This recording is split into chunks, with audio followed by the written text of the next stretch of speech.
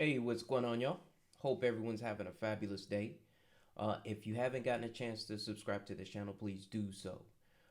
Happy Thanksgiving. I want to be the first one to say Happy Thanksgiving to you guys. Well, actually, some of you guys already gotten that, so I'm going to drop this one a little late. Um, but the last video that I made was Tom Ferry's How the Wealthy Handle Their Money. And the reason why I really wanted to drop that video was because when I first started my business, um, I didn't know exactly how to pay myself, right? What I would do is when money would come in, I would just I would just start paying money out. And it was really important that I had a system put in place that really helped me distribute money as money came in. And so once I put my system in place, that's when I was actually able to see the growth in my business. And I started applying that in other areas of my life, like my personal finance. And I started doing several different bank accounts in my personal life as well. So, what I wanted to do was, I wanted to drop that video to get you guys thinking about putting a system in place that's going to help you be able to allocate funds the way you need to. So, here's the thing: there's a lot of people that talk about the rainy day fund, right? They'll tell you, "Hey, you need a rainy day fund. You need to set up a rainy day fund for just in case." And then, they have all these different steps that once you get to a point, you should be able to have 3 to 6 months worth of savings put in place. But one thing that they never show you is how to do it, right? And that's my gripe with a lot of these things. Hey, you need a good FICO score. Hey, you need 3 to 6 months worth of savings. Hey, you need to save. Hey, you need to invest in all these different retirement accounts. And there's information out there for you to grasp, but there's no real tactical way of you going about getting to those areas, right? Getting to that point. And what I want to focus on is the strategy and how to get that rainy day set up, right? And some of you are balling out, right? Some of you have a situation where you're able to just stick $1,000 into account, but a lot of people don't have the means of just taking $1,000 and put in an account. Or what happens a lot of times is people will say, you know what, I do have a rainy day fund.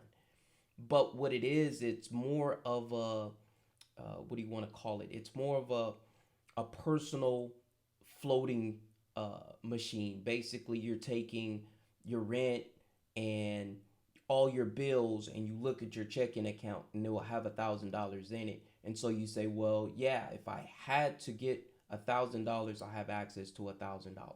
And that's not the same thing as setting up a rainy day fund. And that's what I want to go through. I want to talk to you guys a little bit about um, setting up a rainy day fund. Those of you that aren't making a lot of money and you tried it, but it wasn't successful. Um, I want you to just try and do it the way that I'm trying to set it up for you, so that you can have a system put in place that every week or every 2 weeks, however you get paid, money is being allocated to your rainy day fund. And that's how you want to set your rainy day fund up.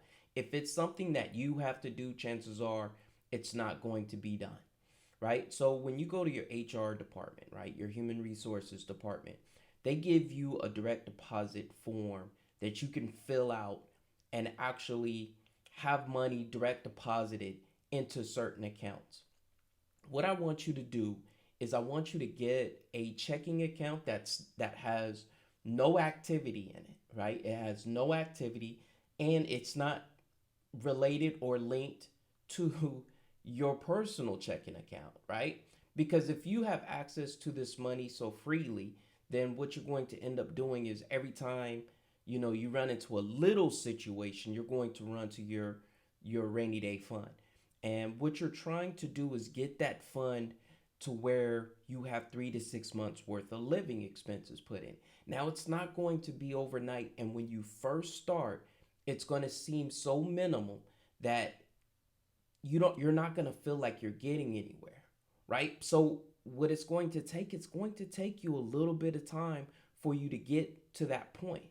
right? But what we have to do is start putting away some money so that just in case something happens, whether you lose your job, your car breaks down, or what have you, you have a vehicle or a some money, some capital that you can tap into to help you get out of that situation. And that's what your rainy day fund is for. It's not for when you're hungry, or you got to get a new pair of shoes to go to work, or all these different things. Most people that are in these situations, they don't really need to go out and purchase all these different items when it's really not that tragic of a situation, is what I'm trying to say.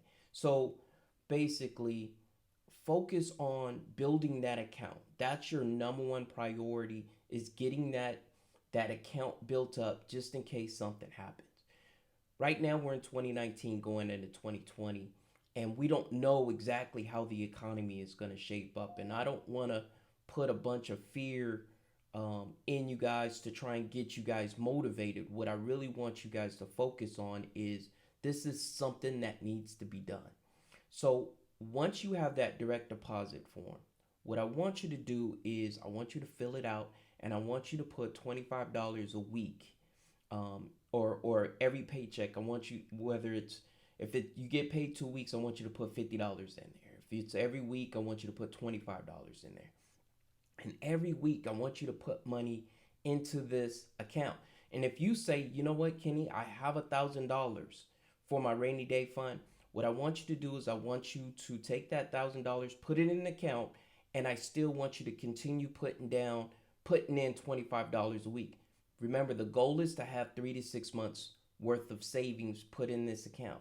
Now, while you're building this account, it's still such a small amount, right, that you can still do the other steps as far as knocking down your debt and still get ahead, right? You can still do this and still build your account. So what we're going to try and do is we're going to try and knock down two things at once. We're going to build our rainy day fund, and we're going to start knocking down our debt, our credit card debt. If we have student loans, we're going to focus on those. If it's a high interest rate, but what we're going to focus on first is setting up our rainy day fund. We're going to get a direct deposit. Now, in my next video, what I'm going to do is I'm going to talk about some online banks that I really like, that I think is going to be a perfect vehicle for your rainy day fund. And like I said, a lot of times these personal finance people, they'll tell you what to do, but they won't tell you the how. How do you do it? And that's what I'm going to be focusing on, probably until the end, somewhere beginning of December. I'm gonna start transitioning to other things, going back to credit. Most of you guys know I love credit, but it's really key that you guys start getting a better understanding of personal finance, and I'm going to be going over that in the next couple of weeks. So if you guys didn't get a chance to watch my last video, please go do so. Go watch it. I'm going to include a link in the description, and I'm also going to put a card at the end of this video that you could just go ahead and click on to that video, and it's going to give you the vision of what we're trying to accomplish. Everyone, you guys have a happy Thanksgiving. I'm going to catch you guys this weekend. I'm going to drop another video, and I'll catch you guys on the next one. You guys have a blessed day. Talk to you later. Bye-bye.